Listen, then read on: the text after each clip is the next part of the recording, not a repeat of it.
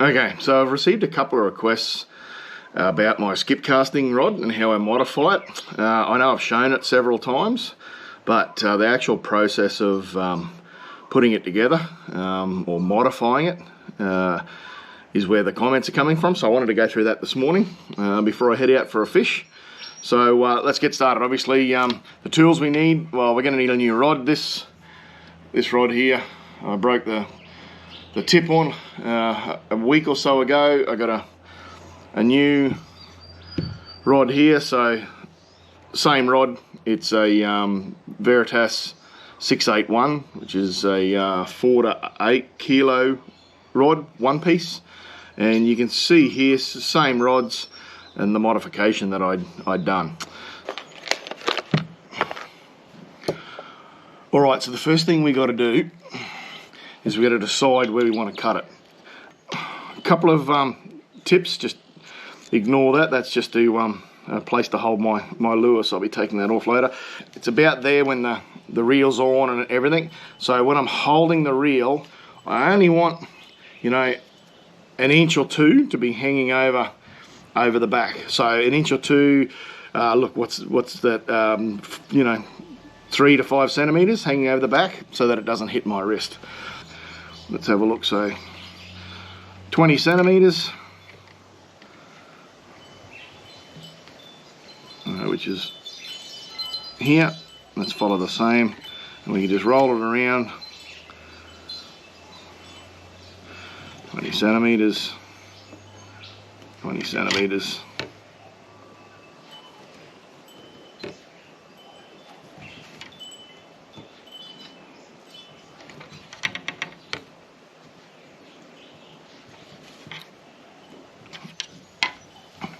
So then we can just join these up.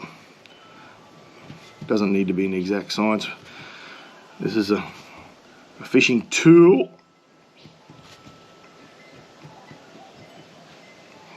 All right. Once it's like that, we get, you know, a sharp knife, box cutter knife, or in this case it's a utility tool, scalpel, and just cut down and just roll it around once you reach the blank.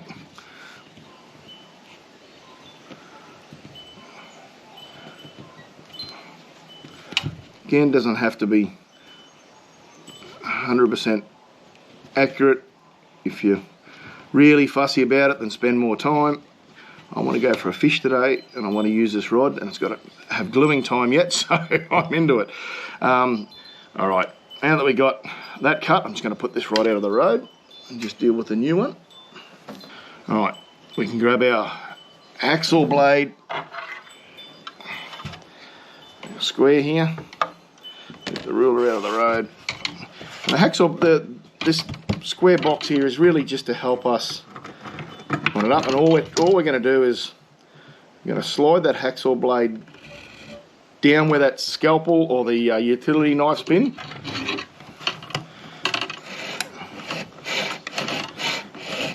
You know what? Oh, I don't reckon, I've done it a couple of times now, I don't reckon I even need that box. If you think you need it, then use it. And we're just cutting through the blank. Take your time. You see some of the carbon there starting to come out. If you're using a rotary tool to do this, then I would suggest that you maybe wear a mask. But this is pretty slow going, so just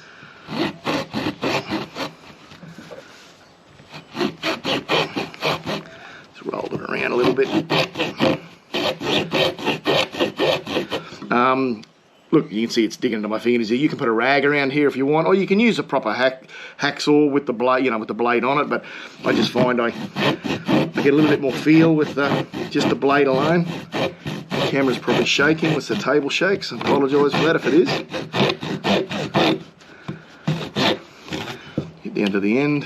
I can probably snap it off if you want, and then use a utility blade to clean it up. All right, there we go.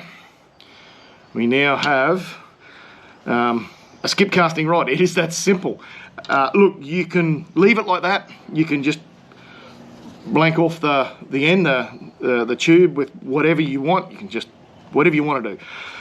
You can leave it like that and just make sure it dries out. Not that it's going to hurt it, I don't think, if water got in there and stayed in there for a while. But effectively, that is your skip casting rod. But what I'm going to do now, because I did receive a question about something with the other rod, and that question was, how did I get that? Where did I buy that? Well, I didn't buy that, because that is that.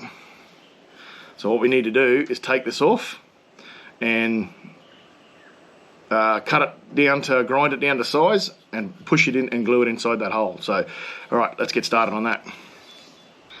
So this can be the hard part, and the part that I forget about probably because it can be hard. You need to be able to get a grip on there to be able to rip it away from the tube. There we go, it's come loose. There we go. All right, see, there we go, a little bit of muscle and we're good to go. This is where the rotary tool comes in handy, because that won't fit in there, so we need to grind that down. So bear with me while I do that, and then we'll fit it together. All right, this is probably where, if you want to wear a mask again, you probably can. It's going to get a bit noisy. I'll try about there to start with. Be careful, it's not the easiest thing to hang on to.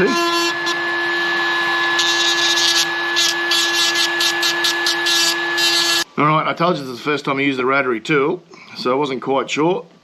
This is a little bit too fine, the stone, so I've changed to a grinding, paper, so like a sandpaper with a heavy grip, and it's doing a much better job. So, alright, I'll keep going and I'll show you the end product. Alright, so we got there. So this is the end product, and it's a nice fit in there. Look out again, because I've got to put the glue on there. So look, at this point here, if you wanted to, you could clean up that little bit of permanent mark around there if you want.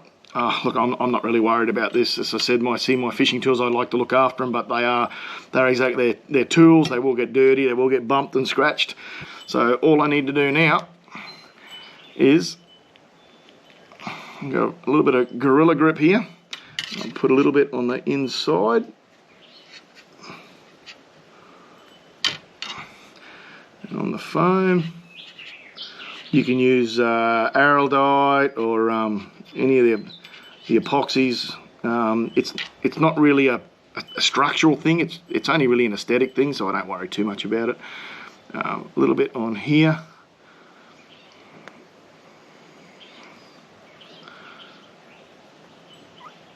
Alright, that should be enough. And then we just line him up and push him in. Oh. There we go. That'll settle in. I might give that a couple of taps.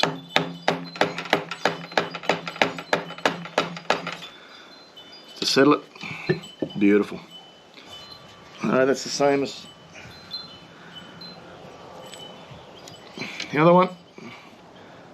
Now we've got a rod that I can go fishing with this afternoon. I'll give that Gorilla Grip a couple of hours to do its job.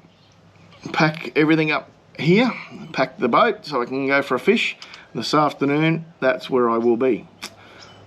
Alright, thanks for watching. I hope you enjoyed, and hopefully I can get a couple of fish this arvo to show you in action.